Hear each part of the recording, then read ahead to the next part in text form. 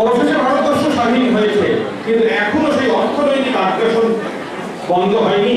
বিদেশি শক্তিগুলি ভারতের মধ্যে আগ্রাসন চালাচ্ছে, তার একটা বড় অংশ থাকছে অর্থনৈতিক আগ্রাসন, অর্থাৎ আমাদের অর্থনৈতিকভাবে পঙ্গু করে দেওয়া, এটা হচ্ছে বিদেশি শক্তিদের লক্ষ্য। বিদেশি শক্তি কারা আমাদের উপর আগ্রাসন চালাচ্ছে? আমাদের ঘরের কাছে মৌলবাদী বাংলাদেশ এবং তার চালাচামুন্ডা শক্তি যারা পশ্চিমবঙ্গের, তারা তো আছেই। পশ্চিম প্রান্তে রয়েছে পাকিস্তান, আর সমগ্র উত্তর প্রান্তে জুড়ে রয়েছে চীন। কমিউনিস্ট চীন, যে কমিউনিস্ট চীন ইসলামিক শক্তির দোসর।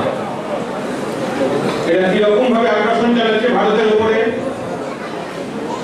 আমাদের ঘরের কাছে যে আগ্রাসন, সেটা আমি ধরে শেষে আসছি, পশ্চিম।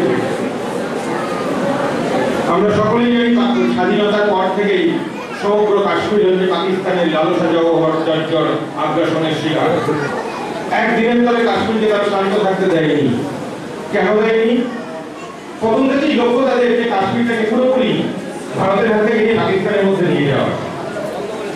নিয়ে যেতেও হয়তো, যখন আমাদের প্রথম প্রধানমন্ত্রী যে ছিল, সেই বিশ্বাসঘাতক নেহেরু সাই ছিল এই আগ্রাসনে, পাকিস্তান কাশ্মীরকে নিয়েও নিতে পারেনি। তার কারণ যার নামে আজকে অনুষ্ঠানটা হচ্ছে, সেই পুরুষ সিংহ ভারত কেশরী শ্যামাপ্রসাদ গর্জে উঠেছিলেন কাশ্মীরে ভারত থেকে চলে যাওয়ার সংবাদে, বলেছিলেন যে কাশ্মীরকে যে করে ওকে ভারতের মধ্যে রাখবো, এবং নিজে প্রাণ দিয়ে কাশ্মীরকে ভারতের মধ্যে রাখতে পেরেছেন।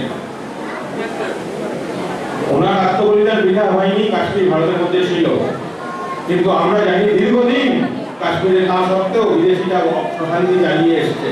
370 ধারা কাশ্মীরে দীর্ঘদিন ছিল, এবং উগ্রপন্থা আগ্রাসনও দীর্ঘদিন ছিল।